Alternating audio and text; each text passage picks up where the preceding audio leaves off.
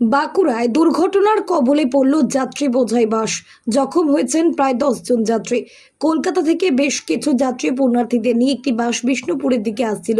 বিষ্ণুপুরে ঢোকার ঠিক আগেই জয়পুরের মাঝামাঝি জায়গায় নিয়ন্ত্রণ হারিয়ে বাসটি রাস্তার পাশের একটি গাছে সজোরে ধাক্কা মারে। যাত্রীদের দাবি, বাসের চালক অত্যাধিক গতিতে বাস চালাচ্ছিলেন, যার ফলে এই দুর্ঘটনাটি ঘটেছে। প্রচুর বৃষ্টি হচ্ছিল, বৃষ্টির মধ্যে কিছু দেখা যাচ্ছিল না, গাড়িটা খুব স্পিড ছিল। গাড়ি সামনের একটি গাড়িকে ওভারটেক করতে যে ডান দিকে একদম শাল গাছে যে ধাক্কা মারে।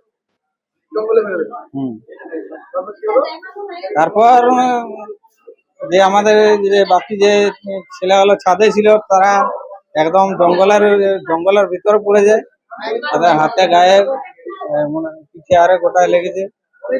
হ্যাঁ, দুজনকার একজনকার এরকম জায়গায় ফেটে গেছে, মুখটা পুরো এনে নিয়েছিল। আর এই যে এদের মুখে আরে একটু আধটু লেগেছে। আমরা গিয়েছিলাম তোমার তারকেশ্বর জল ঢালতে, নাকাইউড়ি গোয়ালতে। হ্যাঁ, বাড়ি ফিরছিলাম আরামবাগে, আমরা বাসটা চেপে এলাম, বিষ্ণুপুর আসছিলাম, দিয়ে জয়পুর জঙ্গলের মাঝে।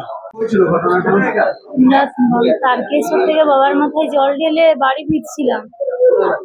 বাড়ি হচ্ছে নাকাজুড়ি গোয়ালপুর।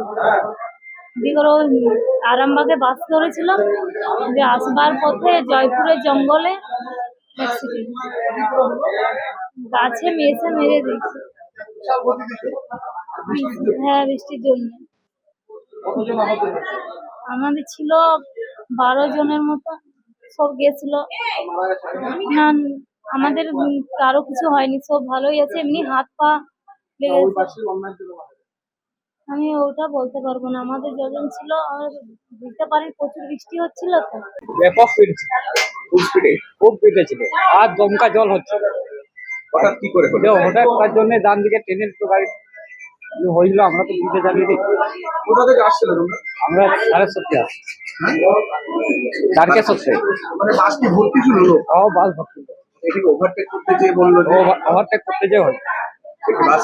হ্যাঁ, বাসের দোষই হয়েছে। হ্যাঁ।